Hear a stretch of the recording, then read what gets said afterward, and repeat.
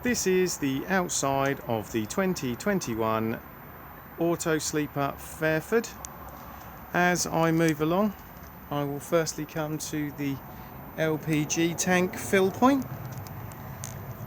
So if I now just push in and twist, the dust cover will release itself. Our UK fillers just slide over this section just here, and then it's just a matter of twisting a lever around and then pulling that lever towards you to lock it onto the side of the van, and then just hold down a button on the pump to put gas into the motorhome. Either put in as many litres as you want, or just wait until it clicks off exactly the same as a fuel pump would. To view how much gas is in the gas tank, we just need to come to the driver's side, and you'll see that we have the gauge just here. This can only be viewed when the engine is running, and you'll get a series of green lights that will slowly go out as you use the gas.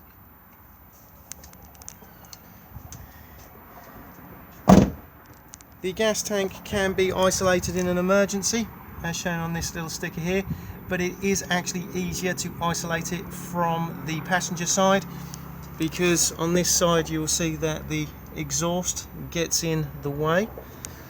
So if I now just go round the other side of the van, and I now just crawl underneath, you'll see the shut-off point here. So if I now just pull the lever and take the faceplate off, we can isolate it at this point just here. Just up here we have the regulator. This is fitted with a crash valve. These crash valves can sometimes also be triggered if you go over a bump quite violently, so if you're not getting any gas into the van, just come and check to see whether or not this yellow button has been pushed out. If it has, to reset it, just hold it in for about 5 seconds. There is also an inline filter just here as well.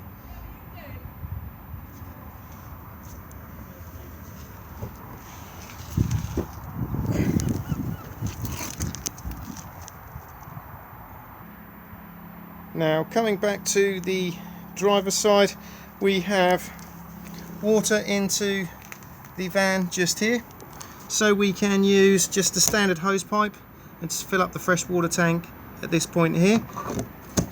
The cap can be locked, and then beside this we have the whale filler point.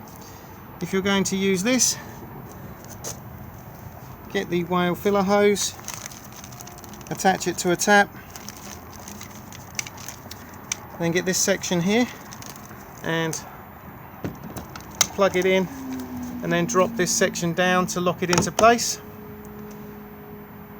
Make sure that the 12 volt is turned on inside the van and that tank water fill is activated, and then it will commence filling up the fresh water tank.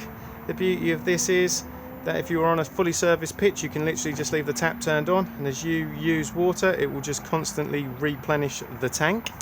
To remove it, slide back up, squeeze on both of the blue parts, and then just pull towards you.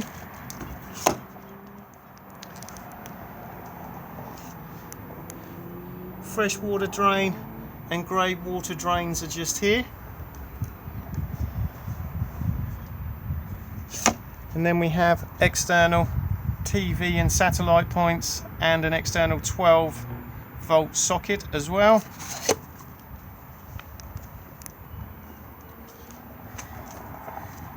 Cassette toilet just here. To remove the cassette, just lift up on the blue lever and then pull towards you. Before use, undo the blue cap and add your toilet chemical with a small amount of water. This is also where it empties from, so when you are pouring it away, just remember to hold the blue button in just here to release the vacuum inside. It is also advisable to keep this seal lubricated. Fairford do their own seal lubricant, but any silicone based lubricant is fine. And by turning this section here, it gains access inside the cassette for additional cleaning. If any debris was to wrap itself around the float mechanism inside, the float can be cleaned just by turning this part here and then removing. All of these cassettes are now on wheels with a pull-up handle.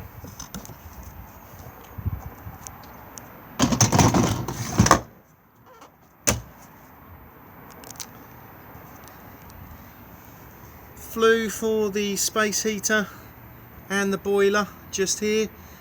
Just make sure that nothing is obstructing them. Spare wheel just sits here and it winds down from this point where my finger is here. In the jack and wheel brace kit there is a bar. Attach that bar and then attach the wheel brace to it and then wind the wheel down. There is also an air line that runs from the spare wheel to the valve just here.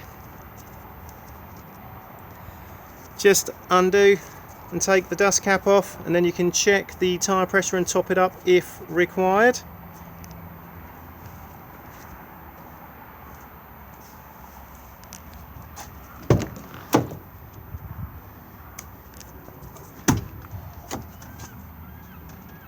Rear entry to the van just here, and then we have the reverse camera just there.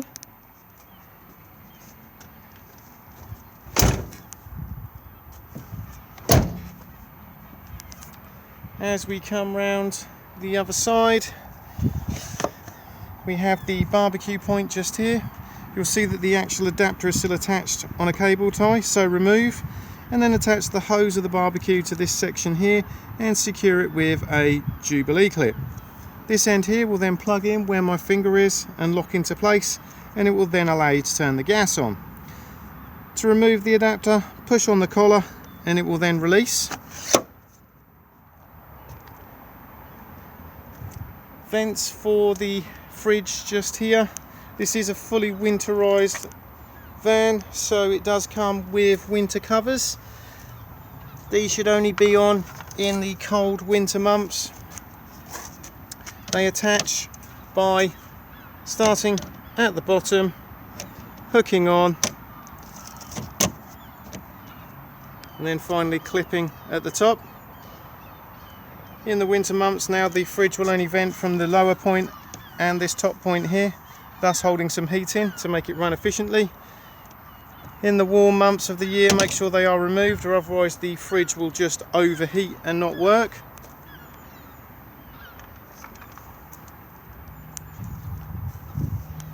Electric step just here, operates on the button just here.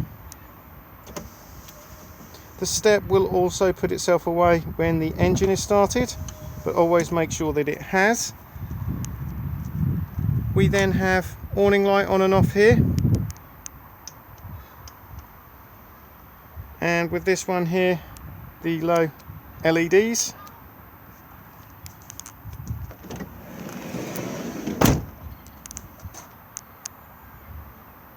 Two-lay roll-out canopy just here to roll the canopy out. Take the winding handle and pop it in just up here, and then begin to wind it out. As you can now see, I've wound the awning out a short distance, and it's now best to drop the legs to give it some support so it's not putting too much stress on the side of the van or on the awning itself. The legs are sprung loaded, so just push in here and then you'll see that it then comes out, and then the leg will then drop down. To secure the leg, once you've got it at the height you want, just pull the grey lever up and then lock it into place, and then do the same with the other one.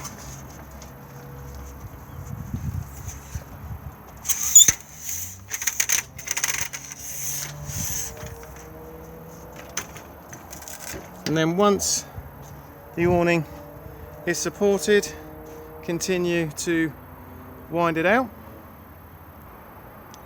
As you can now see, the canopy has been fully wound out. On this particular one, you will find these arms here that can then fold across and lock into place to give extra support to the canopy itself.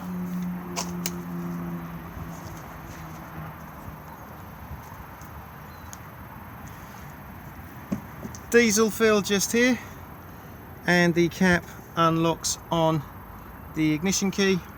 AdBlue top up underneath, and it will let you know on the dashboard when the AdBlue needs to be topped up.